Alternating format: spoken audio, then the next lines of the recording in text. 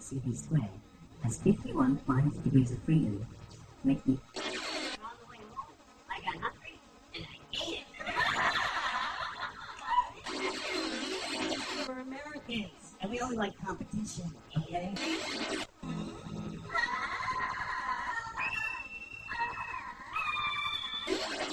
I'm eating and I'm reading a book.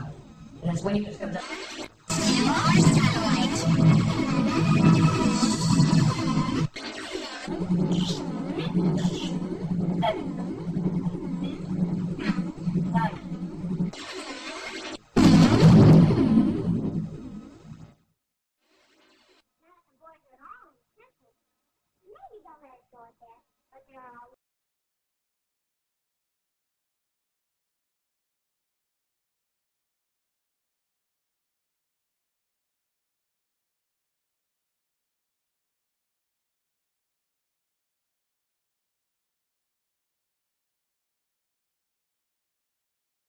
Whatever, here we go. I don't know. I am out of it. It's been a long weekend and all the other things and stuff and things and the other dramas and stuff and blah, blah, blah. Anyways, welcome everybody to another What the Fuck with Slim Cyborg. We're going to go over American Carny and the true tales of the Circus Sideshow. I think we may have gone over part of this documentary. We haven't gone over the whole thing, but we are going to go over the history of Circus, Sideshow, Carnival, and the Americanas of that. So let's put it that way. I don't know what I'm doing anymore, but here we blow. Let's go ahead and bring in our co-host, and we'll get into the things and stuff in the mabobbers. But some people without brains do an awful lot of talking, don't they? Yes, I guess you're right.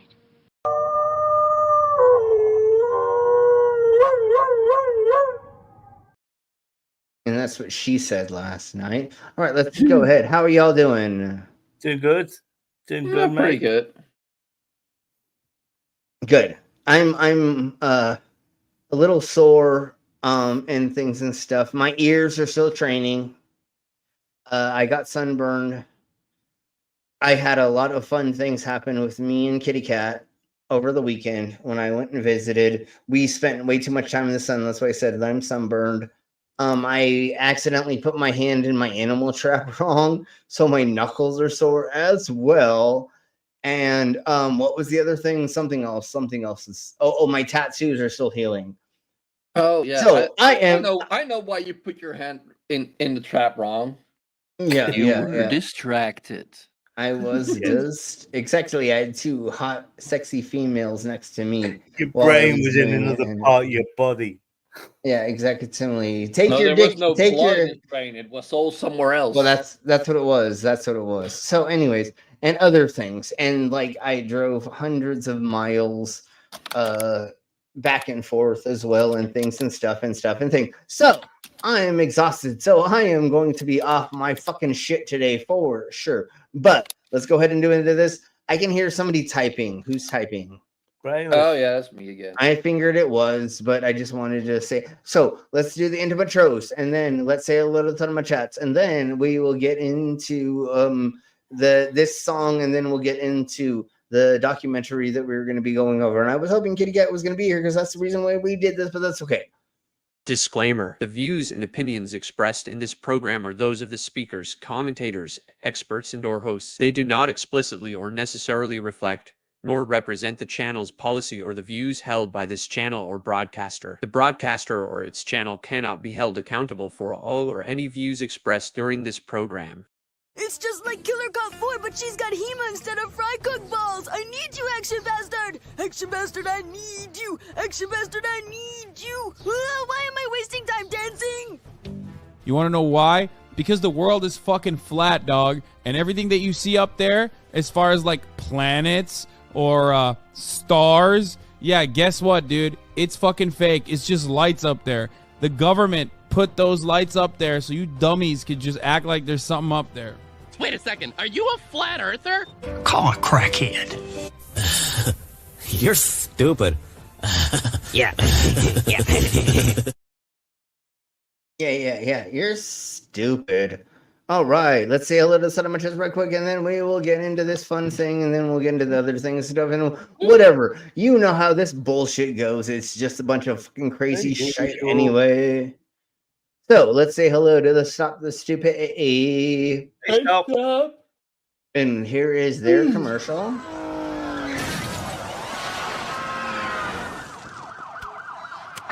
Attention, new New Yorkers! Stop acting so stupid!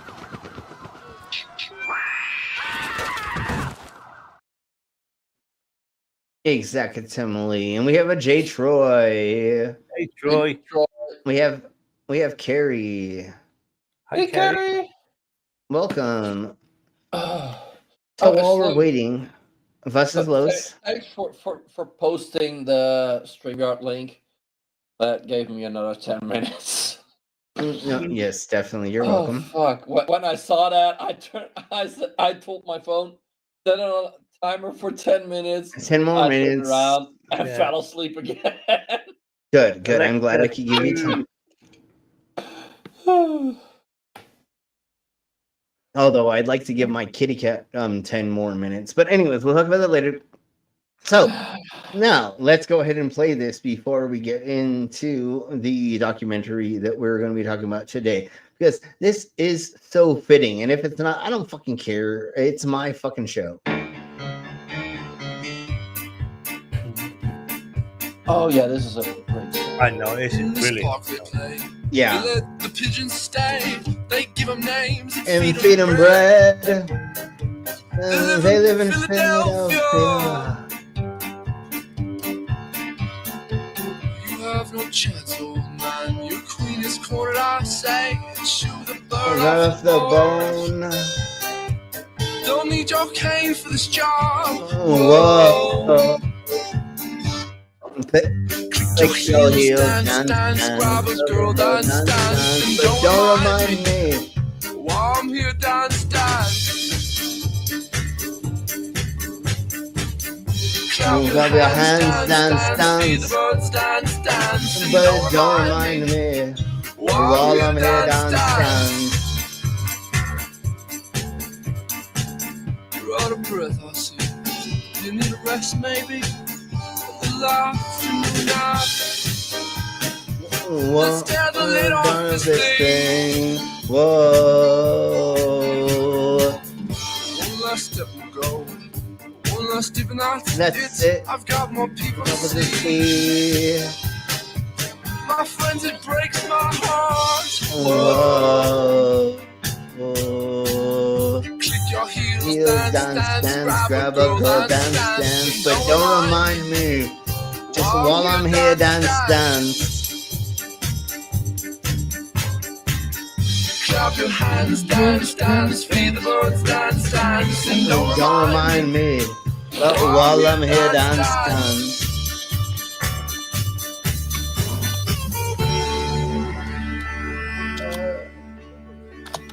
Go through the crowd and put up on your knees. I'm gonna change my whole end. I said times change, don't they? Go through the air, let your heart carry you up and up. Let's touch your radio hound.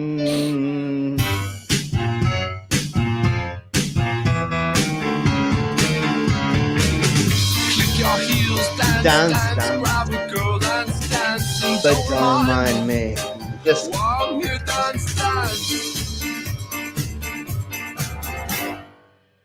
Clap your hands, dance, feed the birds, dance, but don't remind me. Just while I'm here, dance.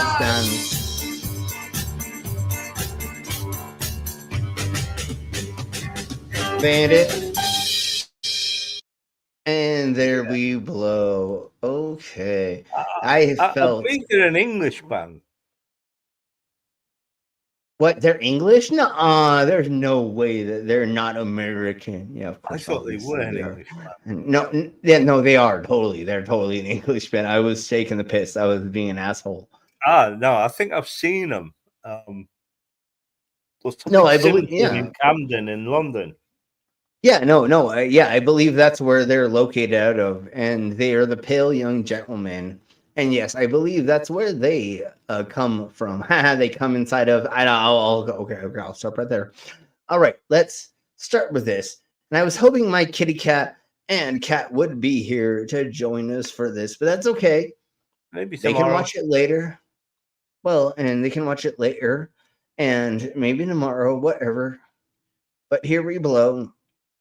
With this, let me just double check that I sped it up a little bit, and here we go. Yes, and here is the history. This is a very good representation of the history of Circus Sideshow, even though this documentary was 12 years old, but it does go over all of the people that I met, and Cat and Kitty Cat have met throughout the time periods, and this is the real history of us weirdos.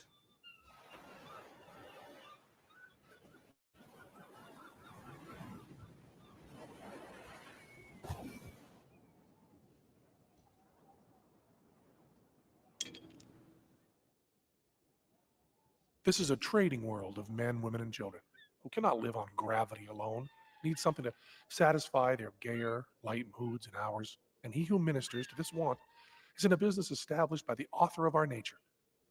If he worthily fulfills his mission and amuses without corrupting, he need never feel that he has lived in vain. P.T. Barnum. P.T. Barnum. If you look back on it, there was nothing in my parents' life before they started a family that would have led you to. So this gentleman who's talking right now, I believe, is the one who this documentary is about, but they talk to like 20 different people in the industry. Believe that they would raise a kid like me. It's very simple what I'm going to do. I'm just going to take this light bulb, I'm going to bite into it, I'm going to chow down on the broken glass. Now, don't take my word for it that this glass is real. Their mantra was always, do whatever you have to do to be happy. And for me, it's eating glass and having nails in my nose. But, hey. And that's why I got into porn when I was a teenager. My parents said, hey, do whatever makes you happy. And that's why I goddamn got into all those sexual orgies that I... Never mind, we'll talk about that later. Well, let's get on to this. Because that's kind of what happened with me, is my family said, do whatever makes you comfortable or make whatever makes you happy. And I turned myself into this. Let me unscrew it here. Oh, it's warm, which is great because there's nothing like a hot meal. You see, Gina, hot meal. I'm going to bite into this thing, but some people might not think this is real. The glass seating. The glass seating I actually did earlier. I've been doing that for about... I've been doing that for about 20 years. Never mind. We'll talk about that later. 15 years or so, maybe even more. Now, do me a favor. I don't know if everyone got a chance to take a look at this. So please, everyone that did take a look at the light bulb, tell everyone else. Is the light bulb real? Yes. Is it made out of glass? Yes. Thank you. I'm glad you said that. Because some people might find this a little hard to swallow. So the light bulbs that he is using just... that was funny, yes. That was a good pun. That was very... Well, everything you're going to hear... Everything you're going to hear for the next fucking hour, 2 hours, or whatever, however little long we go, is going to be punny as fuck. We're going to be very punny. So, the light bulb that he is using, we're just going to go over, like, I'm not going to tell everybody the secrets of everything, but we're going to go over some of the secrets. We're going to talk about some things. So, the reason that he's using this frosted light bulb is because... Brainless, that was loud. Anyways. Oh, sorry. Is because it is dusted on the inside with ceramic and or clay.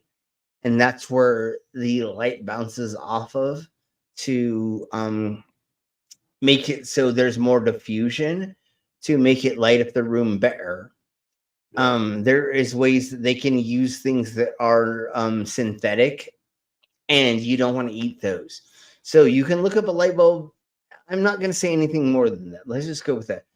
I normally eat clear light bulbs because no matter what, the clear light bulb is going to be a clean substance without any kind of impurities, which is what makes the frosting. Let's put it that way. Let's just put it that way and let's crack on. Brainless, if you will just like mute whenever you're not talking, that would be amazing. Okay. That's a good tip for people, actually. You know, to only eat light bulbs with no, you know, plain light bulbs with no added. If you're going to eat glass, eat clear glass. I know that's a don't it's eat healthier. frosting. But frosting makes you fat. It's all yeah, because all the sugars in the glass frosting. That's exactly what we're talking about. Totally. Oh, look, stuffing. I love stuffing. It's broken Stuffing. glass stuffing, but stuffing nevertheless. No, don't do that. Oh my god, you're just adding more than you can eat. God damn. I try every time that I would eat a light bulb, I would try to eat the least amount of it as possible. Yes, does your body break it down because like is it used to breaking down sand? Totally. But why would you want to eat more than you need to eat? Hey Al. Hey Al. Hi, Al. Hey, Al.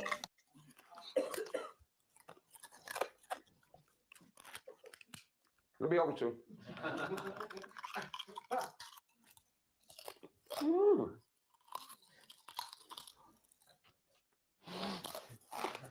Okay. So what I'm going to do is I'm just going to do this to get further so we can actually hear what he's talking about because we don't need to see that. Well, let me just say that I eat a lot of fiber to keep everything happy. And there's some herbal things that I do that keep everything very kind of lubricated.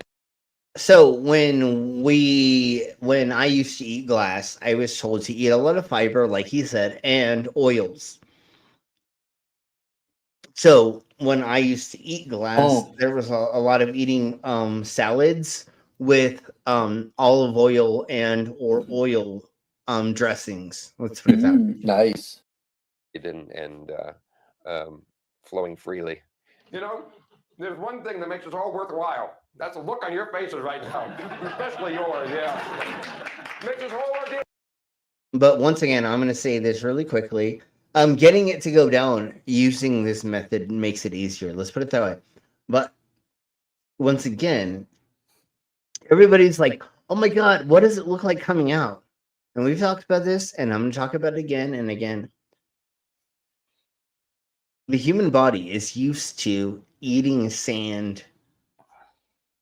So, what is glass before it was glass? Sand, silicate. Yeah, exactly. So, as long as you chew it back into not sharp points, which once again, I'm gonna put it out there again.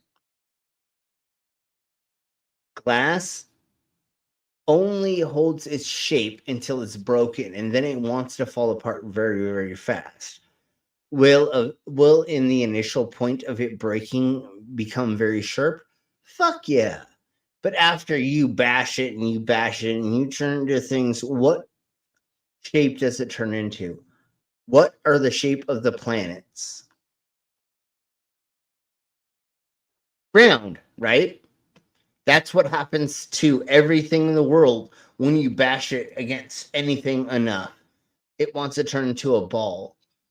So you take glass and you bash it around and into things and enough, it's going to turn into a ball, like a glass bead in the ocean. That's what happens. So anyways, let's crack on. And then I got talking to a friend of mine who reminded me about the glass. He went, yeah, I learned about that. This is dangerous. I know this, but I'll try it. Then people often ask, what's the proper beverage to serve with broken glass? Beer, wine? Okay, so the reason he doesn't say the normal joke that he would say with this is because the amazing Jonathan and his wife would sue people if they told this joke. And he is using a different joke that I know he is using as a different joke because of these cunts that would sue. Nowadays, they're so old. Well, he's been dead for like 12 years. She is so old, she will not sue anymore. So they're suing for using their jokes? Yes. Copyright a joke. Yeah, I guess. I don't know. But Enigma. Wait, hold on. Like if, like also with comedians, like if you steal jokes, yeah, that's copyright. Well, don't they say there's only like 6 or 7 jokes in the whole world? It's just the way they're told that makes them funny. So okay, so hold on. Let me tell the story really quick. Let me go over the story really quick. The Amazing Jonathan used to take a bottle of Windex from under his thingy mabobber, whatever. Yeah. Anyways, whatever. Would pull it out. He would spin off the top as fast as he could with a blue liquid, just like this gentleman is holding right now. And he would down as much as he could, just like you're going to see right now. And the reason why he's only had that much is because fuck it and doing a whole bottle. But what he would do is the Amazing Jonathan would down a whole bottle of a blue liquid that came out of a bottle, looked like this, and he'd say, "Woo! You know why I drink this whole bottle? Because it's Windex. Keeps me from streaking." I don't get why they'd sue for that. I mean, no, him and his wife would sue for that. So I don't get why they would. Hold on. He had 30, 40 jokes that were blah blah blah. Anyways, it doesn't matter. So Enigma does a thing with a blue liquid for his garbage thing, where he like puts it at net, and he used to do this joke. He got a cease and desist letter from the Amazing Jonathan his wife when he was dead. He had been dead for like 10 years. He did a fucking show that I was at in front of 2,000 people. He made the joke, "Hey, you want to know why we use Windex when I do this thing? Keeps me from streaking." Okay. I saw the letter from her. And you know what I used to say? I had the same joke. You drink fucking blue liquid. Hey, you want to know why I drink this? Keeps me from streaking in front of you squares. You know, I mean, there's an easy joke in that. Hey, I sit at the bar and I ask for a pint glass full of Powerade, the blue. And when anybody sits next to me that's my friends or anybody who doesn't know me, and they're like, "What the fuck's in there?" I'm like, "Oh, sorry. This makes it so I don't streak." You know, like it's a fucking hilarious, stupid, silly thing. But he used to fucking actually, him and his wife used to sue people for 20 years straight because of using a joke. And we use this joke, and multiple of my friends have been told to like not use this joke because of that dumb cunt. Fine. No. This is not really Windex. No, it's just. See, it's not really Windex. With some blue food coloring in it for the joke, and some alcohol to disinfect the bowl. But the joke was, why did you make it blue? Why are you using the Windex bottle? It's because of the Amazing Jonathan, and we all use that joke. One of his jokes, and a handful of people almost got sued from it. And like you're eating glass, so yeah, like it's who doesn't with glass, right? Who doesn't? Yeah, who doesn't want a stomach full of Windex? Well, it doesn't Windex contain fucking methanol anyway? Oh yeah, no, it totally contains brewing. It contains all the meth. It contains all the meth. Never mind. Let's crack on. Using over 3,000 light bulbs. Now. I've eaten about 1,000 light bulbs probably at my point in time. He said 3,000, which he has been doing this way longer than me, and I look up to him. This gentleman is fucking amazing. The person who we're watching the documentary about, he's amazing. worked it up and was rewarded with knowing that I learned the right way of doing it, because now all these years later, I'm still standing and haven't kicked yet.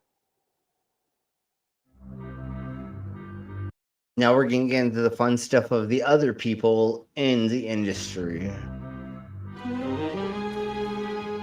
I got started when I was about 12 years old, 13 years old, learning this stuff. Some of the old guys used to hang around. Oh no, we're talking about him still for just a second, and then we'll get to other people. But let's hear the history of this of him. That magic shop had worked sideshows. It just turned out that when my youthful enthusiasm said I want to learn how to do sideshow stuff, they were there going, okay, I'll teach you. And he showed me. And I really didn't do it that much. I didn't perform it when I was a kid. I can be, but I did have the skill. I didn't know the proper way of doing it. So that years later, when I resurrected that, I could show them that I was serious and I'd learned the proper way. And then that gave me entree to learn other stuff. Because that's how the only way for people in the industry to teach you the proper way to do things is if you can show them certain steps. Just like in carnival, sideshow, circus. When you walk up to a professional who's a sword swallower or something, and you're like, can you please show me this? Or can I just watch you, like, follow you around or something? They're like, why the fuck should I let you do this? You put your hand in an animal trap right in front of them or something weird like that, you know? You show them your split tongue, or you're just like, take off your clothes and show them how modified you are. And they're like, okay, cool. Here we go. That's the next step, you know? And so there's progressions of these things. And once you were able to show somebody, I guess, like, I'm just gonna use this because this is one of the easiest things that I can always come to as a Ooh, yeah. Tell me what do you come to? Oh, exactly. As a reference or something is like bartending. The easiest way to get a bartending gig is to, you know, go into the interview and they're like, make this, that, and this. And you make it and you give it to them and they see how you make it and then you do it right. If you're able to walk up to a professional in an industry and they say, how can you prove to me that I know other than writing it down? I'm talking about like a physical thing, like acrobatics, juggling, magic, and other industries where you're a physical entertainer. Let's put it that way. Even being a bartender, a bar back, a server, anything in the retail industry, you're in the public.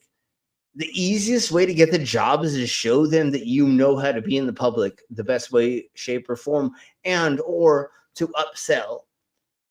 If you can show them you know how to upsell anything, you're going to get the job.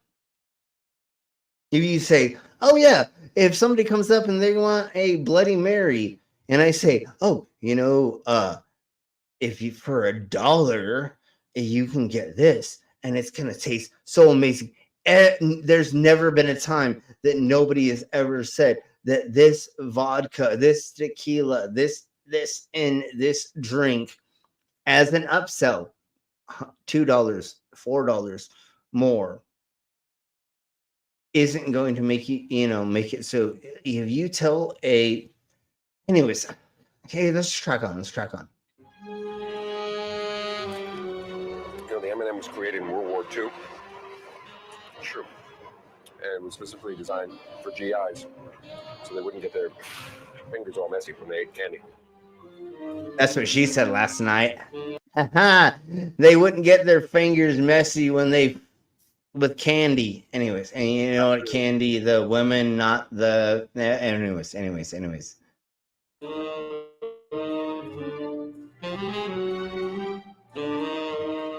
My name is Todd Robbins, and I'll be your master of ceremonies for the show here. Watch the professor. Actually, I need them all burning, so let me go like this, like this, like this. What you just saw me do hurt like hell. No, it didn't. But that's another thing. I get to make you feel the pain of nothing when I want or when I not wanting to. So, like when I get stapled, the first couple staples I normally let not be shown that there's pain going on, right? All right. Then the fourth person, the fifth person, or whatever, I go, ouch. Because now we have this weird mental thing that goes out through the crowd where they don't know if I was lying or not. And of course, I go, oh, I'm so joking. And I now don't feel any of this stuff. I've been doing this for so long. But once again, I'm guessing it's you still have hurt. to. You just probably interpret pain differently than others. Yeah, and sometimes I feel it, sometimes I don't. It matters my mentality. It matters on what I'm focusing on and what I'm not focusing on. But that's the main thing is if I am like talking to the audience while people are like poking holes in me, I can't think of that. I have to think of what I'm saying next. So my brain is literally just like blah blah blah blah blah blah, blah while people are like poking holes in me. Like I literally could probably be shot by a whole fucking clip while I'm talking, and I wouldn't notice until I got done saying what the I was trying to say. Because once again, there's only so many things your brain can think of at one time, for this and that and this, and then where we go from there. And that's another reason why the way that I structure things has become to where we're going. Because I can talk and then have other people talking and other things going on while things are happening. And then we have this thing where like I don't notice anything until we're done. And then I'm like, ta-da, I just pulled the sword in my throat. I'm like, fuck, 45 minutes just went by. Fucking awesome. Dude. Awesome. Well, so you come and then like then you notice, oh yeah, I've been fucking someone. yeah, and luckily for them, it's just I've been going for 35 minutes. Just ask Kitty Cat and see what she says about that, because that might have happened this weekend. Anyways, we'll talk about that. Let's keep blowing on. It's like in the 90s, I used to front a band and play guitar and that and lead singer. And the entertainment industry is different, but to do what you do needs a certain amount of stones, a certain kind of stones to fucking do something like that. Over and over again, night after night, and in front of how many people, and while like a band is playing or with other things going on, right? Like it's not just like, oh my god, cute people, we're just gonna have this like little gathering and we're gonna have this person do this thing and it's very quiet. No, I have fucking insane amount of shit going on while I have to do all of this stuff. You know what I'm saying? Like a fucking full band is playing in front of a stage in front of 2,000 people while like lights are blinking and like everybody and their moms got me to do shots backstage, and I've been awake for fucking 24 hours because we had to drive here from another state. And you know, like there's a lot of fucking components to a lot of this shit, and somehow our dumbasses are still alive. Like it's crazy that we're able to still jump on stage and fucking perform for you idiot. I mean, you awesome people, not idiots. No, you paying customers. No, I'm just kidding. But anyways, I'm gonna go ahead and start this. We're gonna have him talk about this a little bit more. And I have done all of this stuff. Pretty much everything he's done, I've done. But he actually helped teach us part of this. I have talked to this gentleman multiple times, and he has helped me in the guided processes of this, plus everybody else. Like, I know almost everybody in the industry at this point in time, and we've all talked, and they've helped me. And some of them have been like, wait, Slim, how did you do? I'm not going to say I have helped my predecessors, the people before me, do anything better than me, but I do think that I may have like helped them teach other people below them. Let's put it that way. I don't think that I'm better than anybody in knowing this, but we have been doing this forever. We've taught a lot of people, and we're in the process of teaching people. And Well, yeah, the show must go on. It needs to be passed on, the skills. I mean, it's not like you're just a fucking bunch of freaks eating fucking light bulbs and shoving things in. Yeah, there's a certain amount of skill needed to do something like that. And then also, really quick, let me say this before I take a piss and then play this.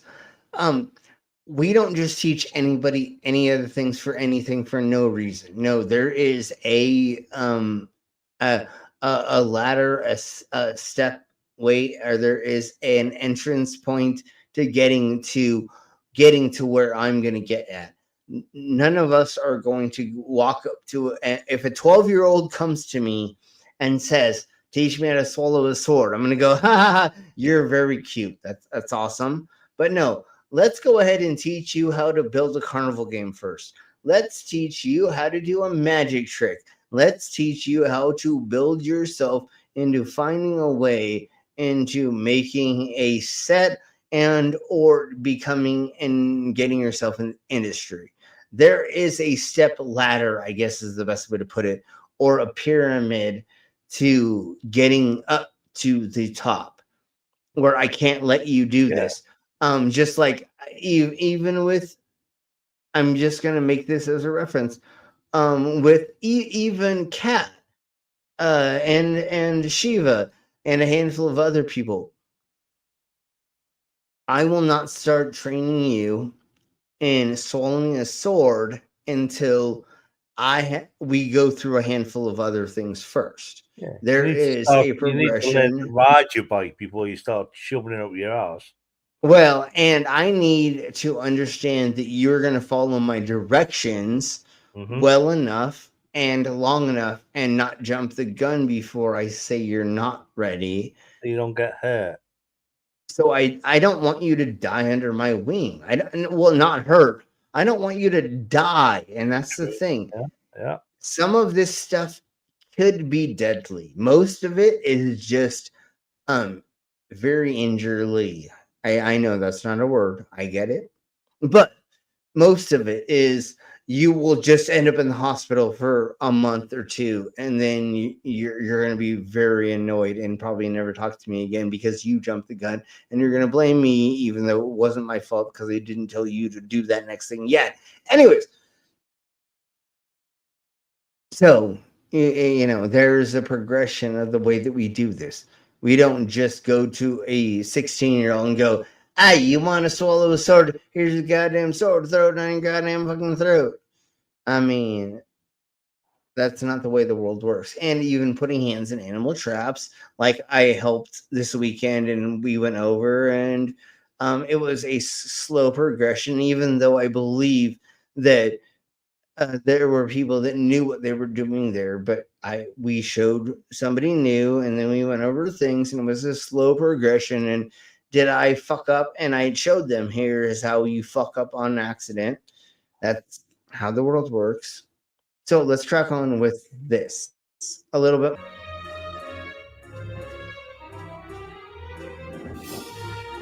That's what she said last night.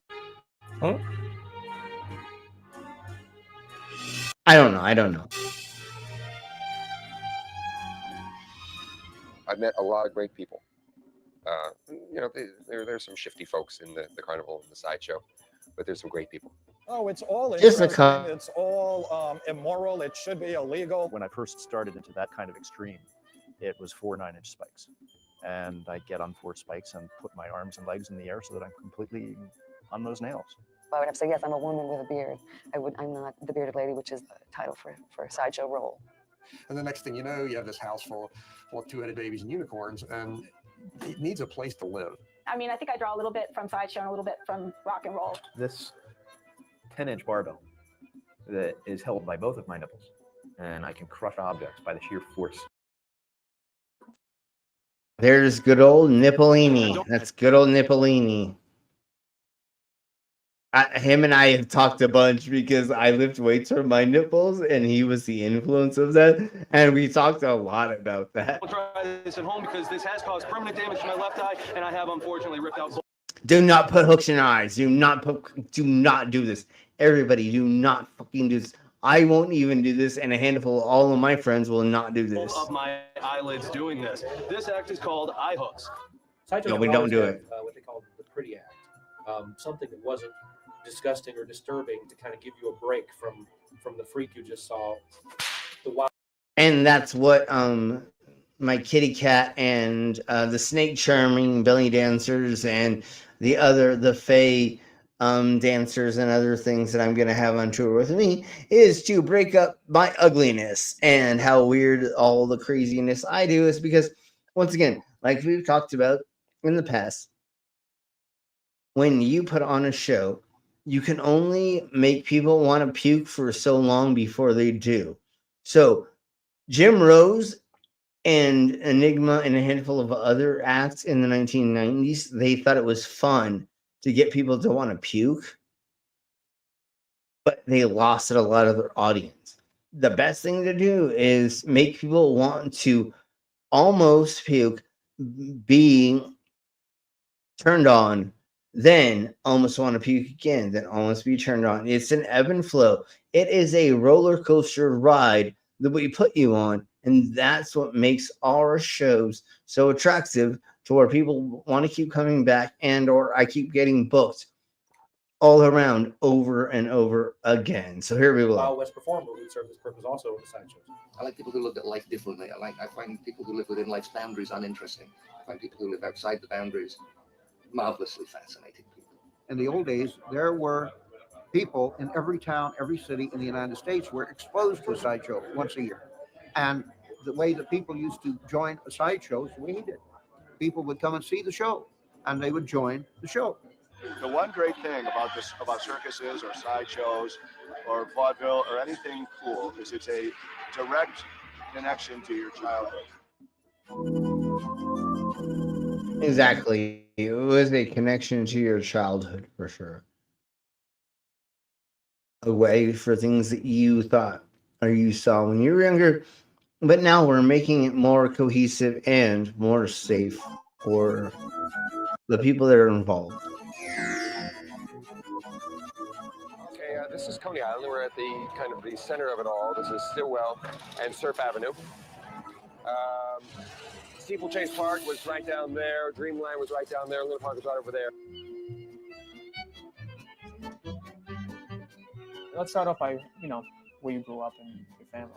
I really don't want to talk about it. It's okay with you. I grew up in Southern California.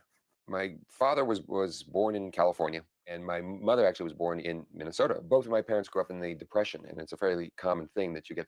Then how did you end up in Coney Island? Came through that. It was not an easy time, and you just didn't know what the future was going to hold. So they worked very hard to make a better life than they had, and that's part of that attitude was to kind of give my brother and I a free rein to do whatever we wanted to do. Because what you see before you is a sideshow geek. Wasn't always the case. I grew up in a He's gonna geek it up. safe, quiet, suburban community in Southern California. It bored the daylights out of me. It was the kind of place that persistently insisted that this was not a way of life, this was the way of life. There was no need to ask questions. Everything you could possibly want, it was right here, including the fact that the liquor store was opened at 6 a.m. I wanted something more, and I didn't know what it was. As I was growing up, I was exposed to a lot of different things and kind of went in different directions. Yes. With a great deal of support from my parents. And one of them was magic. A magic shop had opened in our neighborhood, and I'd been bitten by the magic bug. And I learned some magic tricks, because that was My thingy, my bobber kind of started the same way that he did. In this way. I feel like also being the Boy Scouts, kind of there was another thing, but my father had a art gallery in Seaport Village. There was a magic shop, and when we were there during the day hanging out, I would go into the magic shop and I would ask him, "What's the newest thing?" And he would show me how to use these. Or how to do these magic tricks, not how to, say how to use whatever.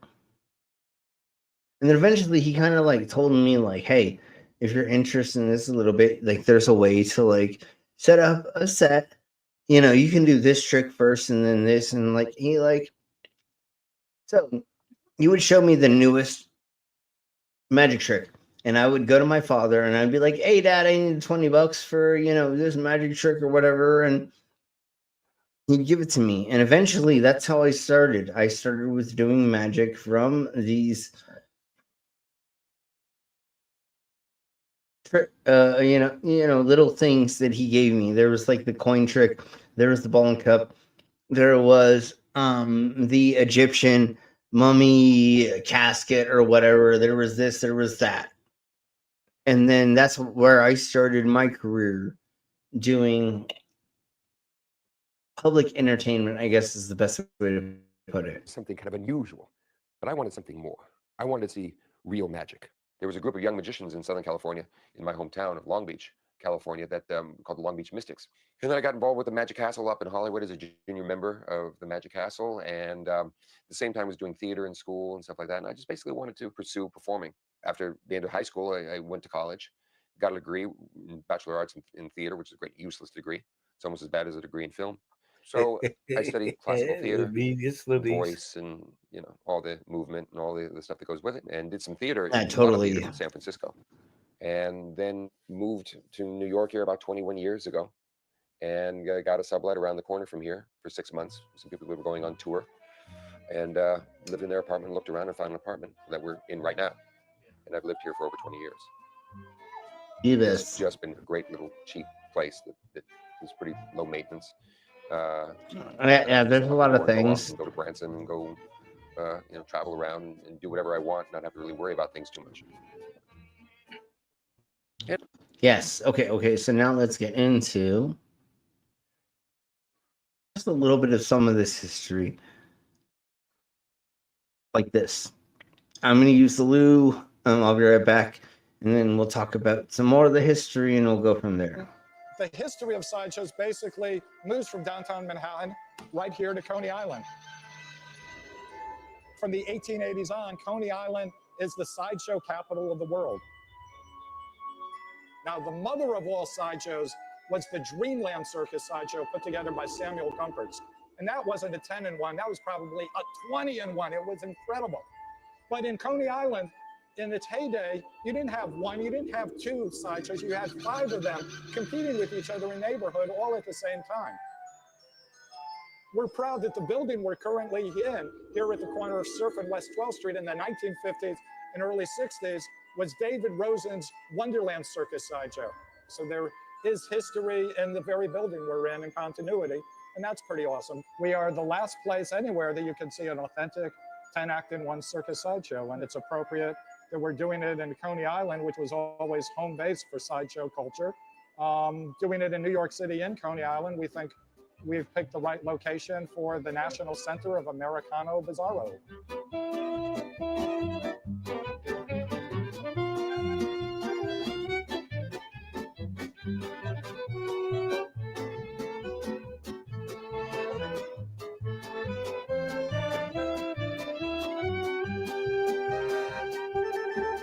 What would you say the why is? That's easy. I grew up in Bridgeport, Connecticut, a blue-collar industrial city in New England, but it's P.T. Barnum's adopted hometown. Barnum was mayor of Bridgeport.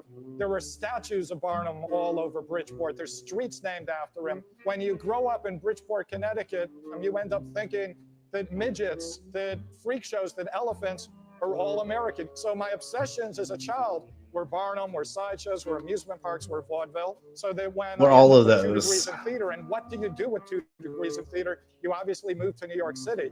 I had this wacky idea that instead of aspiring to Broadway or being at Joe Papp's Public Theater, Coney Island could be a staging ground for large spectacle. That's the place for me. I was walking down the boardwalk, peering at the Coney Island Sideshow, and Dick Ziggin came out and said, well, we were looking for a bearded lady for our sideshow. Right, and I am a woman with a beard. Ouch, not a metaphor. Now you notice As soon as I hear sideshow, I think of 2 things immediately. I think Siamese twins, and I think of the bearded lady. Right. Why do you think that people are so fascinated by them? Well, it crosses gender boundaries, so that's fascinating. That's just endlessly fascinating to people. Why is it fascinating to people? I don't know. Boobzilla was growing her beard out, and I knew a couple other people who grew their beard out. So I was around a lot of this when I was a teenager and in my early 20s. probably fascinating to people because we all are in constant, if not battle, dialogue or interesting, loving interaction with the many sides of ourselves that might not always fit in our prescribed gender. Yes. Why did I let the beard grow? Well, you know, I'm always wondering that. Why not if you have an anomaly? Just like a bunch of things I've done, like growing my nails long and other things. All right, folks, I am exhausted as crap. Oh, It's man. been a long freaking weekend, and we'll get into all the things and stuff when we get to it. If I'm teaching classes or not. I don't have the link, but we need a couple more people to sign up and or to show more interest into the thingies for me to go and teach the classes down there later. And or if we could find a sponsor or a couple of people to help out with paying for me to go down to teach the classes to the adults. Just do the Venmo, all the other things in the description to help out so that we can share and help the circus, carnival, and sideshow be propagated. The Carny lifestyle be propagated more. Thank you all very much for being here. Tomorrow we're going to be doing, I think it's Crackpot Conspiracies. I think we're doing conspiracies. Yeah, we're doing is that what it is? Tomorrow. Yeah, Crackpot. And then yeah. And then we'll be doing news, and then we will be doing MAGA lunatics on Thursday. So thank you very much for being here, everybody. Make sure that you like, subscribe. If you can, and if you can, please comment, share, watch this again, watch other things over again, give us more of the stuffs and things and stuff, so that you can help with the algorithm. So thank you very much for being here. We're the fuck out of here. Everybody say bye, because we're out of here. Bye. Bye, motherfucker.